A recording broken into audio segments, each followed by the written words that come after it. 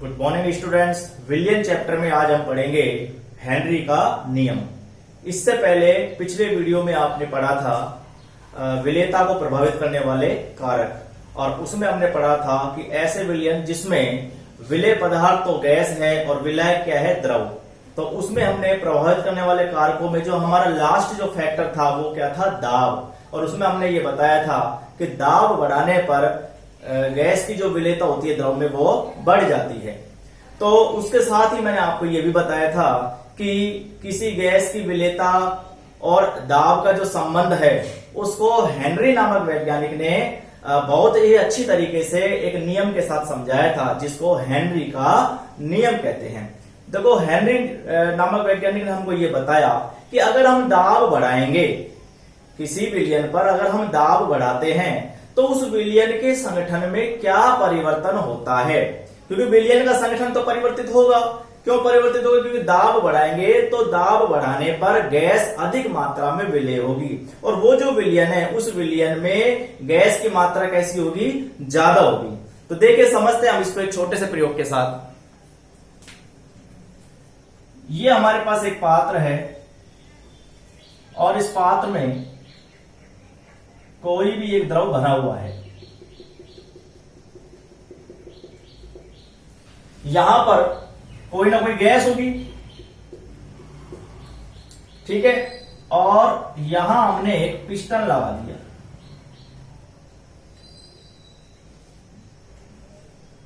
क्या है ये? पिस्टन। अब हम क्या करेंगे, पिस्टन से इस गैस के ऊपर यहां दाब लगाएंगे। यहां हमने क्या लगाया, दाब लगाया। ये क्या लगा दिया, दाब। तो थोड़ी देर बाद ये कुछ इस तरीके से हमको दिखाई देगा।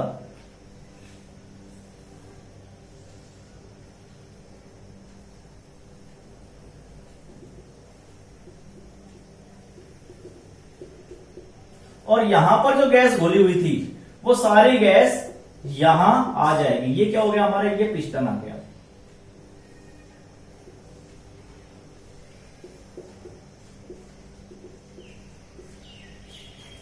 हुआ क्या, वापस देखो, हमारे पास ये एक द्रव है और इस द्रव की सतह पर यहां कोई गैस भरी हुई है, होती है वायुमंडलीय गैस कुछ भी, और यहां हमने क्या लगा दिया, ये क्या है, ये पिस्टन है। जब हम यहां पिस्टन से इसके ऊपर दाब लगाएंगे तो यहां पर जो गैस उपस्थित है वो गैस क्या होगी, इस विलयन में घुलेगी। और कुछ देर बाद हम देखेंगे कि पूरी की पूरी गैस क्या होगी, इस विलयन में घुल गई है। तो निष्कर्ष क्या निकला, निष्कर्ष ये निकला कि जैसे ही हमने दाब को बढ़ाया, जैसे यहां पर हमने क्या बढ़ाया, दाब बढ़ाया, तो यहां पर जो गैस उपस्थित थी वो सारी की सारी गैस जो ही वो द्रव में विलय हो गई। तो ये तो हम कल डिस्कस कर चुके थे कि दाब बढ़ाने पर गैसों की द्रव में विलेयता बढ़ जाती है। अब कोई गैस कितनी विलय होगी, दाब हम बढ़ाएंगे तो कोई गैस कितनी ज्यादा विलय होगी। तो इसके संबंध को हेनरी नामक वैज्ञानिक ने यह बताया कि जो गैस की जो मोल अंश है, विलेयता अगर हम बढ़ाएंगे, जैसे हमने यहां पर दाब बढ़ाया, हमने यहां दाब बढ़ाया, दाब बढ़ाने पर क्या हो गया, गैस की मात्रा इसके अंदर क्या हो गई, बढ़ गई। क्या बढ़ गई, गैस की मात्रा, इसमें घुली हुई गैस की मात्रा बढ़ गई। गैस की मात्रा बढ़ने का मतलब हुआ कि इसमें गैस के मोल बढ़ गए। इस विलयन में गैस के मोल क्या हो गए, बढ़ गए। पहले यहां पर गैस के मोल कम थे क्योंकि गैस कम घुली हुई थी। अब यहां पर गैस के मोल ज्यादा बढ़ गए क्योंकि गैस ज्यादा घुली हुई है, ठीक है। और मोल बढ़ गया, इसका मतलब मोल अंश बढ़ गया। मोल बढ़ गया, इसका मतलब क्या बढ़ गया, मोल अंश बढ़ गया। तो गैस का मोल अंश और जो दाब है उसमें संबंध को ही हेनरी के नियम ने एक नियम के रूप में प्रतिपादित किया, जिसे हेनरी का नियम कहते हैं, ठीक है। वो नियम क्या है, वो नियम ये है कि जैसे हमने इसके ऊपर दाब बढ़ाया वैसे ही इस विलयन में, ये जो विलयन है इस विलयन में गैस की क्या बढ़ गई, मोल भिन्न बढ़ गई या मोल अंश बढ़ गया। दाब बढ़ाया तो विलयन में गैस का मोल अंश बढ़ गया। मतलब हमने दाब बढ़ाया तो क्या बढ़ गया, मोल अंश, ये x क्या है, मोल अंश किसका है, गैस का है। तो दाब समानुपाती है गैस के मोल अंश के। यही हेनरी का नियम है। हेनरी का नियम की परिभाषा, किसी गैस का आंशिक दाब ये रहा P, विलयन में उसके मोल अंश के समानुपाती होता है। तो विलयन में इसका मोल अंश माना हमने कितना है, x है, तो P समानुपाती क्या हो गया, x गैस हो गया। लेकिन यहां पर एक फैक्टर और है जो इस चीज को प्रभावित करता है, वो है टेम्परेचर। हमें यहां पर टेम्परेचर को कांस्टेंट रखना पड़ेगा, इसलिए मैंने आगे एक शब्द और लगा दिया, क्या, स्थिर ताप पर। तो विलयन की जो परिभाषा हो गई वो ये हो गई, स्थिर ताप पर किसी गैस का आंशिक दाब विलयन में उसकी मोल अंश के समानुपाती होता है। अर्थात हो गया P समानुपाती x गैस, और P बराबर क्या हो जाएगा, KH x गैस। अब यहां पर KH आपको पता है समानुपाती अगर हटता है तो कोई ना कोई क्या आता है, स्थिरांक आता है। तो KH यहां स्थिरांक है और इस स्थिरांक को हम कहते हैं हेनरी नियतांक। तो KH क्या है, KH बराबर है हेनरी नियतांक। ये हमारा नियम हो गया।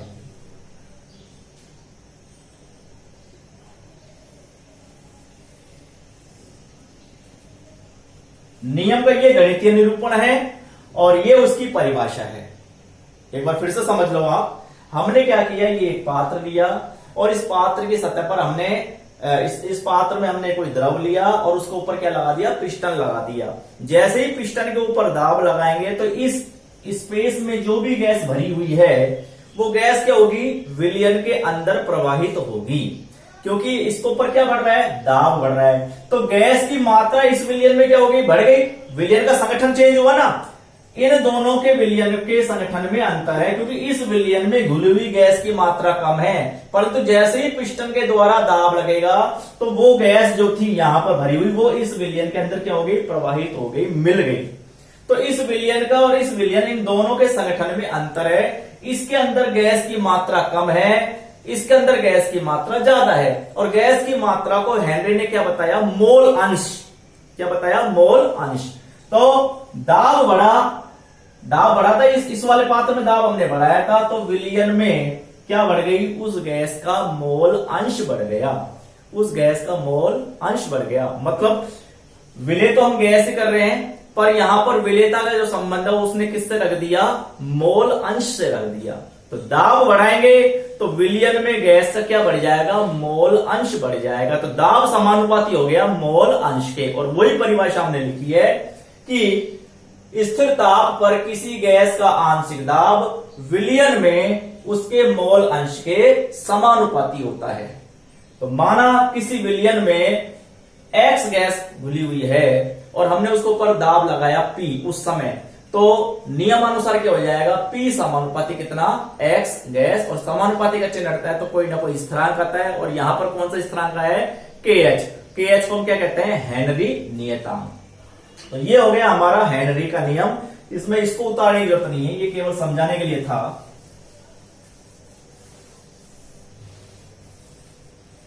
ये हमारा हेनरी का नियम हुआ। आप स्क्रीनशॉट ले लो या इसको उतार लो। इसके बाद हम पढ़ेंगे हेनरी के नियम के अनुप्रयोग और उसकी सीमाएं। उतार लीजिए आप।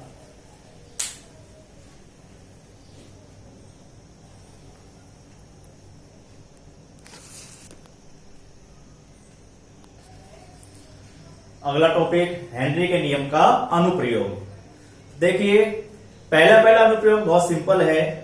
जो कोल्ड ड्रिंक की जो बोतलें होती है, उन कोल्ड ड्रिंक की बोतलों में CO2 की विलेयता को बढ़ाने के लिए उनका जो ढक्कन होता है वो उच्च दाब पर बंद किया जाता है। शीतल पेय पदार्थ जो होते हैं, जो कोल्ड ड्रिंक्स होती है, उनमें CO2 गैस घुली हुई होती है, क्योंकि जब आप उनके ढक्कन को खोलोगे तो आपको एक आवाज सुनाई देगी और उस आवाज के साथ उस बोतल में से CO2 गैस क्या निकलती है, बाहर निकलती है। ठीक है। और जैसे आपने उस कोल्ड ड्रिंक को ग्लास में डाला तो भी बुलबुलों के रूप में CO2 गैस बाहर निकलती हुई दिखाई देती है, क्योंकि क्या कम हुआ, दाब कम हुआ। और दाब कम हुआ तो उसमें घुली हुई जो गैस है वो भी क्या हो गई, कम हो गई। तो हम ये कह रहे हैं कि उस कोल्ड ड्रिंक में CO2 गैस की विलेयता को बढ़ाने के लिए उन्हें उच्च दाब पर क्या किया जाता है, बंद किया जाता है। पहला पॉइंट यही है कि शीतल पेय पदार्थ कहते हैं कोल्ड ड्रिंक्स को। शीतल पेय पदार्थों में CO2 की विलेयता को बढ़ाने के लिए बोतल को उच्च दाब पर बंद किया जाता है। और अगर आपने उस कोल्ड ड्रिंक्स को बार बार खोला और बंद किया और उसके बाद में 15-20 दिन तक उसको रखा आपने, छोड़ दिया ऐसे ही, तो वो पीने लायक नहीं रहती है, क्योंकि उसमें घुली हुई सारी की सारी जो गैस है वो बाहर निकल जाती है। ठीक है, अगला पॉइंट हम पढ़ते हैं। समुद्री गोताखोर जो होते हैं, जो समुद्र में जो गोता लगाने वाले जो होते हैं, वो उनको जब समुद्र की गहराई में जाते हैं तो गहराई में जाने पर दाब कैसा होता है, बहुत अधिक होता है। ऊंचाई पर जाते हैं तो दाब कैसा होता है, कम होता है। तो समुद्र गोताखोरों की बात करते हैं, समुद्री गोताखोर समुद्र के बिल्कुल पैंदे तक भी जाते हैं वो, और समुद्र बहुत गहरे होते हैं। तो गहराई में जाएंगे तो गहराई में जाने पर दाब की मात्रा कैसी होती है, अधिक होती है। अगर दाब अधिक होगा तो जो हम श्वास लेते हैं, श्वास लेते समय जो रक्त में गैस की जो विलेयता होगी वो भी कैसी होगी, ज्यादा होगी, क्योंकि दाब कैसा है, ज्यादा। अब ज्यादा गैस घुल गई, कोई बात नहीं, लेकिन जब वो समुद्री पैंदे से ऊपर आते हैं, वापस तल पर आते हैं, तो क्या होगा, दाब कैसा हुआ, कम हुआ। दाब कम हुआ तो जो गैस घुली हुई थी रक्त में वो क्या होंगी, तेजी से बाहर निकलेंगी। फिर से सुनो, समुद्री गोताखोर जब समुद्र की गहराई में जाते हैं तो गहराई में दाब कैसा होता है, अधिक होता है। दाब ज्यादा है तो रक्त में गैस की जो विलेयता होगी वो कैसी होगी, ज्यादा होगी। ठीक है, तो ज्यादा गैस मात्रा में जो गैस है वो रक्त में क्या हो गई, घुल गई। अब जब वो समुद्री गोताखोर जो है वो समुद्र के तल से ऊपरी सतह पर आएंगे तो क्या होगा, दाब कम होगा, और दाब कम होने के कारण रक्त में उन गैसों की जो विलेयता है वो भी कैसी हो जाएगी, कम हो जाएगी, और वो गैस जो है वो तेजी से बाहर निकलने लगती है। अब गैसों का हमारे शरीर में से बाहर निकलने का जो जरिया है वो श्वसन क्रिया के द्वारा बाहर निकलती है, हमारे लंग्स में से, हमारे फेफड़ों में से। लेकिन निकलने वाली गैस की मात्रा कैसी है, ज्यादा, क्योंकि घुली भी ज्यादा है। उस समय क्या होता है, वो गैसें जो होती हैं वो रक्त में से बुलबुलों के रूप में तेजी से बाहर निकलती है। ऐसी स्थिति में हमारी जो कोशिकाएं हैं उनमें अवरोध उत्पन्न हो जाता है और हमारे ऊतक क्षतिग्रस्त हो जाते हैं, और जो गोताखोर होते हैं उनको बहुत अधिक पीड़ा का सामना करना पड़ता है। इस अवस्था को हम कहते हैं बैंड। इस बैंड से बचने के लिए ही वो जो गोताखोर होते हैं उनके सिलेंडरों में हीलियम गैस को मिक्स किया जाता है। हीलियम की मात्रा मिलाई जाती है लगभग 11.7%। हीलियम गैस मिलाने से क्या होता है कि वो जो गैस है वो गैसें कैसी होगी, तनु हो गई। गैस कौन कौन सी है, नाइट्रोजन है और ऑक्सीजन। तो इनकी सांद्रता कम हो जाएगी क्योंकि हमने क्या मिला दी, हीलियम। हीलियम में अक्रिय गैस होती है, वो रक्त में घुलती नहीं है, तो इनकी मात्रा कैसी हो गई, जो रक्त में जो घुलने वाली गैस है इनकी मात्रा कैसी हो गई, कम हो गई। अब कम गैस घुली हुई है तो जब ये ऊपर आएंगे तो निकलेगी गैस भी कैसी, कम निकलेगी। भाई गैस कम घुली हुई है, जब ये ऊपर सतह पर आएंगे तो घुली कम है तो निकलने वाली गैस की मात्रा भी कैसी होगी, कम होगी, और बैंड जैसी स्थिति से गोताखोर जो है वो बच जाता है। तो दूसरा पॉइंट मैं पढ़ता हूं। दूसरा पॉइंट क्या है कि समुद्री गोताखोरों द्वारा हीलियम मिश्रित वायु का प्रयोग किया जाता है। क्यों किया जाता है, क्योंकि समुद्र की गहराई में दाब अधिक होने के कारण रक्त में गैसों की जो विलेयता है वो क्या हो जाती है, अधिक हो जाती है। परंतु जब ये गोताखोर समुद्र की गहराई से ऊपरी सतह पर आते हैं तो ऊपर आने पर दाब में क्या होती है, कमी होती है। दाब में कमी होने के कारण रक्त में घुली हुई जो गैस है उनकी विलेयता भी कैसी हो जाएगी, कम हो जाएगी, विलेयता कम हो जाती है, और ये गैसें रक्त में से बुलबुलों के रूप में बाहर निकलती है, जिसके कारण क्या होता है, कोशिकाओं में अवरोध उत्पन्न हो गए और हमारे जो ऊतक है, हमारे जो टिश्यू है वो कैसे हो गए, क्षतिग्रस्त हो गए। ये अवस्था बहुत अधिक पीड़ादायी होती है। और इस अवस्था को हम क्या कहते हैं, बैंड कहते हैं। इस बैंड से बचने के लिए ही समुद्री गोताखोर जो होते हैं उनका जो सिलेंडर होता है उस सिलेंडर में हीलियम मिश्रित वायु जो होती है उसका प्रयोग किया जाता है, और जो गैस भरी गई है उनका जो अनुपात है वो लगभग इस प्रकार से, वायु का जो संगठन है वो लगभग 11.7% हीलियम होती है, 56.2% नाइट्रोजन होती है, और 32.1% जो होती है वो ऑक्सीजन गैस होती है। तीसरा जो हमारा पॉइंट है वो है पर्वतारोहियों के लिए। देखो, पर्वतारोही जो होते हैं या पहाड़ों पर जो लोग रहते हैं वो ऊंचाइयों पर रहते हैं, और ऊंचाई पर दाब कैसा होगा, कम। बिल्कुल, ऊंचाई पर जाने पर दाब कम हो जाता है। अब दाब कम होगा तो रक्त में गैस की विलेयता कैसी होगी, कम होगी। रक्त में गैस की विलेयता कम हुई, हमारे ऊतकों को, हमारी कोशिकाओं को कैसी गैस मिली, कम मिली। कम गैस मिलने के कारण जो भोजन हमने खाया उसका ऑक्सीकरण भी कैसा हुआ, पूर्ण रूप से ऑक्सीकरण नहीं हो पाया। ऑक्सीकरण पूरा नहीं होगा तो हमारे शरीर को पर्याप्त मात्रा में ऊर्जा नहीं मिलेगी। ऐसी स्थिति में शरीर में कमजोरी आ जाती है, और जो पर्वतारोही हैं या जो पहाड़ों पर जो लोग रहते हैं उनके सोचने समझने की जो शक्ति होती है वो भी कैसी हो जाती है, कम हो जाती है। एक तरह से मानसिक रोग उनको हो जाता है, और उस अवस्था को हम बोलते हैं एनॉक्सिया। उस अवस्था को क्या कहते हैं, एनॉक्सिया कहते हैं। फिर से सुनो, जो लोग ऊंचाइयों पर रहते हैं, ऊंचाई पर क्या होगा, वायुदाब कम होगा। वायुदाब कम होगा तो जो श्वास हम ले रहे हैं उन गैस की हमारे रक्त में विलेयता कैसी होगी, कम होगी। कम होगी तो ऊतकों को गैस कैसी मिलेगी, कम मिलेगी। कम मिलेगी तो जो हम भोजन खा रहे हैं उसका ऑक्सीकरण कम होगा। पूर्ण रूप से ऑक्सीकरण नहीं हो पाने के कारण शरीर को पर्याप्त मात्रा में ऊर्जा नहीं मिलती है, जिससे हमारे सोचने समझने की शक्ति, हमारी शारीरिक जो काम करने की जो क्षमता है उसमें भी कमी आएगी। मानसिक रूप से जो सोचने समझने की जो शक्ति है उसमें भी क्या आएगी, कमी आएगी। इस अवस्था को हम क्या बोलते हैं, एनॉक्सिया। मैं लिखता हूं इस पॉइंट को।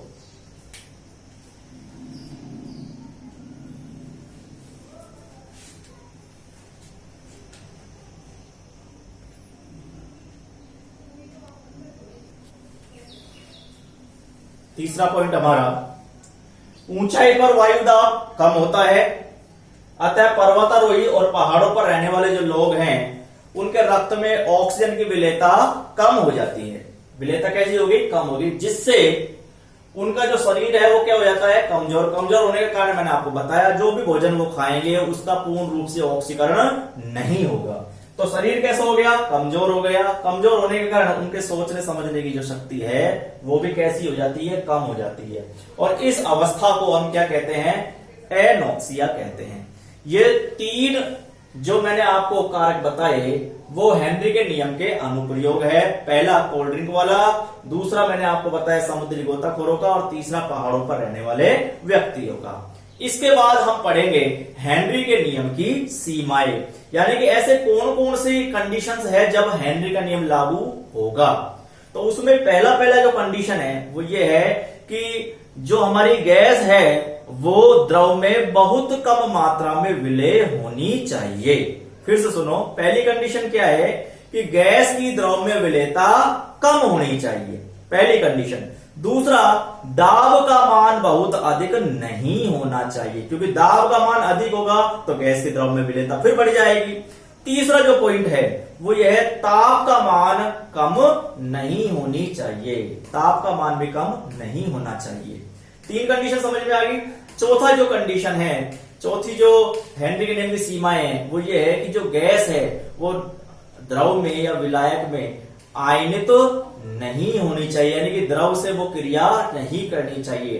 क्योंकि हमने पढ़ा था जब गैस की द्रव में विलेयता को प्रभावित करने वाले कारक पढ़े थे, उसमें मैंने आपको ये बताया था कि ऐसी गैसें जो कि द्रव से क्रिया करके उसमें आयनित हो जाती है उनकी विलेयता कैसी रहती है, ज्यादा रहती है।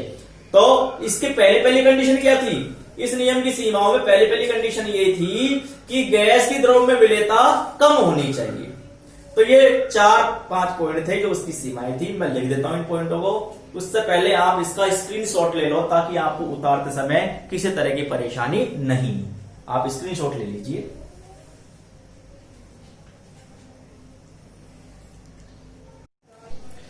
हेनरी के नियम की सीमाओं की बात करते हैं हम। पहली जो सीमा है वो है कि गैस की द्रव में विलेयता बहुत कम हो। गैस जो है वो हमारी जो द्रव में बहुत कम मात्रा में विलेय होनी चाहिए। दूसरी है दाब का मान बहुत अधिक नहीं होना चाहिए, क्योंकि दाब का मान अधिक होगा तो गैस की द्रव में विलेयता बढ़ जाएगी, जबकि हमारी पहली शर्त ये कहती है कि गैस की विलेयता द्रव में कैसी होनी चाहिए, कम होनी चाहिए। ताप का मान बहुत कम नहीं होना चाहिए, क्योंकि ताप का मान कम होगा तो गैस जो है वो वापस से द्रव में परिवर्तित होने लगेगी। तो ताप का मान भी ज्यादा कम नहीं होना चाहिए। और चौथी और अंतिम जो सीमा है वो ये है कि गैस जो है वो द्रव में ना तो आयनित हो और ना ही समगुणित हो। इस प्रकार से हेनरी के नियम की ये 4 सीमाएं, आप इसका भी स्क्रीनशॉट ले लीजिए ताकि आपको उतारते समय कोई समस्या नहीं आए। फिर से एक बार मैं बता दूं, हेनरी का नियम उस विलयन के लिए लागू होता है जहां पर विलेय तो गैस है और विलायक द्रव अवस्था में है, उन विलयनों के लिए लागू होता है। अगला जो हमारा टॉपिक रहेगा वो रहेगा राउल्ट का नियम। राउल्ट का नियम उन विलयनों के लिए लागू होता है जहां पर विलेय और विलायक दोनों ही द्रव अवस्था में होते हैं। आप स्क्रीनशॉट ले लीजिए।